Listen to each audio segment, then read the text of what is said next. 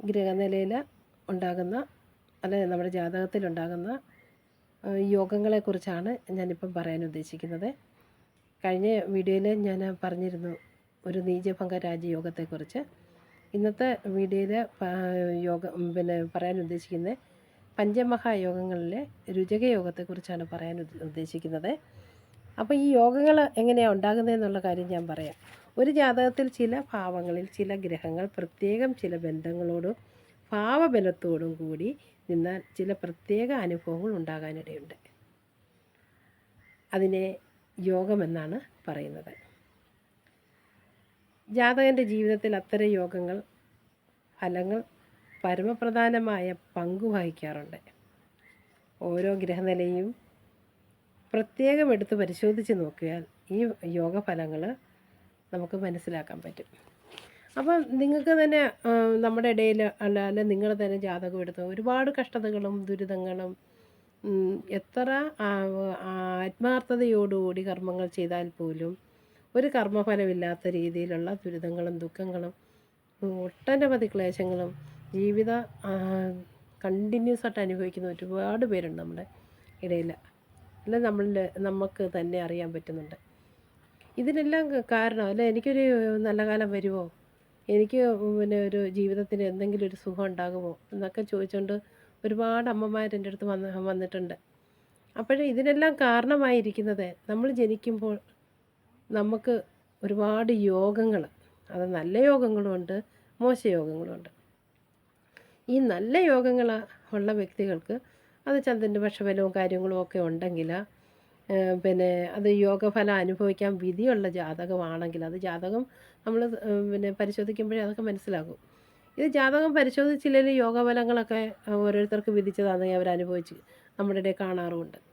അവർക്ക് വലിയ കഷ്ടപ്പാടില്ലാതെ തന്നെ എപ്പോഴും സന്തോഷവും സുഖകരമായ ജീവിതവും എല്ലാവരുടെയും അംഗീകാരവും വിദ്യാഭ്യാസവും നല്ല സ്ഥാനമാനമുള്ള ജോലികളും കാര്യങ്ങളും അവർ കഷ്ടതയൊന്നും അനുഭവിക്കേണ്ട കാര്യമൊന്നുമില്ല. അവർ വലിയ പ്രയത്നമൊന്നുമില്ലാതെ തന്നെ അവരെ തേടിയെത്താറുണ്ട്. അങ്ങനെയുള്ള ഒരു നമ്മുടെ സമൂഹത്തിൽ നമുക്ക് ചുറ്റും നമുക്ക് കാണാൻ കഴിയുന്നുണ്ട്. അതുപോലെ തന്നെ ദാരിദ്ര്യം അനുഭവിക്കുന്ന വ്യക്തികളെയും നമ്മൾ നിരന്തരം കാണാറുണ്ട്. അപ്പം അങ്ങനെയൊക്കെയുള്ള വ്യക്തികൾക്ക് അവരുടെ ജാതകത്തിൽ മോശമായ ചില യോഗങ്ങൾ കാണാറുണ്ട്. അതുപോലെ 10ൽ 10 പൊരുത്തം ഉണ്ടെങ്കിൽ തന്നെ വിവാഹ ജീവിതം ശാശ്വതമല്ലാതെ പിരിഞ്ഞു പോകുന്ന ഒരുപാട് ജാതകങ്ങൾ നമ്മുടെ മുന്നിൽ കാണാറുണ്ട്. ഞങ്ങളെപ്പോലെയുള്ള ജ്യോത്സ്യന്മാർക്ക് ഒരുപാട് പഴികൾ കേൾക്കാറുമുണ്ട്. പക്ഷെ അതിനൊക്കെ കാരണമെന്ന് വെച്ചാൽ അതും ഈ പറഞ്ഞതുമാതിരിയുള്ള കുറേ നീചമായ യോഗങ്ങളാണ് അതിനെല്ലാം കാരണമായിരിക്കുന്നത്. അപ്പം ഞാൻ താമസിക്കാതെ തന്നെ ഓരോ വീഡിയോയിലൂടെ നിങ്ങൾക്ക് ഈ യോഗങ്ങൾ പരിചയപ്പെടുത്തി തരും. ഈ 10ൽ 10 പൊരുത്തം ഉണ്ടായിട്ടും വിവാഹ ജീവിതം വേർപെടാനുള്ള കാരണം എന്താണ് എന്നുള്ള കാരണത്തിനുള്ള ഏത് യോഗം ഉള്ളത് കൊണ്ടാണ് അവരങ്ങനെ അനുഭവിച്ചത് എന്നുള്ള കാര്യവും ഞാൻ നിങ്ങൾക്ക് ആ യോഗം എന്താണെന്നും അതിൻ്റെ ഫലം എന്താണെന്നും വരെ പറഞ്ഞ് ഞാൻ മനസ്സിലാക്കി തരാം. അത് താമസിക്കാതെ തന്നെ ഇപ്പോൾ ഈ പഞ്ചമഹായോഗങ്ങളിൽ 5 യോഗങ്ങളാണുള്ളത്. അതിൽ ഓരോ യോഗങ്ങളും പറഞ്ഞ് ഏതായാലും എനിക്കൊരു 8 മിനിറ്റ് മാത്രമല്ലേ നമുക്കൊരു വീഡിയോ ചെയ്യാൻ പറ്റും. അപ്പോൾ ആ 8 മിനിറ്റ് തന്നെ നിങ്ങൾക്ക് കണ്ടുകൊണ്ടിരിക്കുമ്പോൾ വലിയ ബോറടിക്കുന്നതെന്ന് തോന്നും. അതുകൊണ്ട് ഞാൻ എന്നാലും മുഖവുരയായിട്ട് എന്തെങ്കിലുമൊക്കെ പറഞ്ഞ് നിങ്ങളെ മനസ്സിലാക്കി തന്നാലല്ലേ നിങ്ങൾക്ക് ഈ യോഗങ്ങൾ എന്താണെന്ന് പോലും അറിയാൻ പറ്റും. അപ്പോൾ ഞാൻ ആ മുഖവുരയായിട്ടുള്ള കുറേ കാര്യങ്ങളാണ് ഞാനിപ്പോൾ പറഞ്ഞു തരുന്നത്. അപ്പോൾ അത് മനസ്സിലാക്കിയോണ്ട് ഞാനിപ്പോൾ ആ ഒരു ഭാഗത്തിലേക്ക് ഈ പഞ്ചപുരുഷ മഹായോഗത്തിലേക്കാണ് കിടക്കുന്നത്. അപ്പം നമുക്ക് ബാക്കിയുള്ള കാര്യങ്ങളൊക്കെ ഓരോ വീഡിയോയിലൂടെയും നിങ്ങൾ ശ്രദ്ധയോടുകൂടി എൻ്റെ വീഡിയോ എല്ലാം കാണാൻ നോക്കുക. അത് കഴിഞ്ഞതിന് ശേഷം നിങ്ങളുടെ ജാതകത്തിൽ ഇതൊക്കെ ഒന്ന് അപ്ലൈ ചെയ്ത് നോക്കുക. ഇത് കറക്റ്റ് ആണോ എന്ന് മനസ്സിലാക്കുമ്പോൾ നിങ്ങൾക്കതൊക്കെ പിന്നീട് ബോധ്യമാകുന്നതാണ്. അപ്പം ഞാൻ ഈ പറയുന്ന ഈ പഞ്ചപുരുഷ മഹായോഗം എന്നാൽ എന്തെന്ന് ആദ്യം നോക്കും. ഇത് പുരുഷന്മാർക്ക് മാത്രമാണ് ഈ യോഗം ഫലമായിട്ട് വരുന്നത്.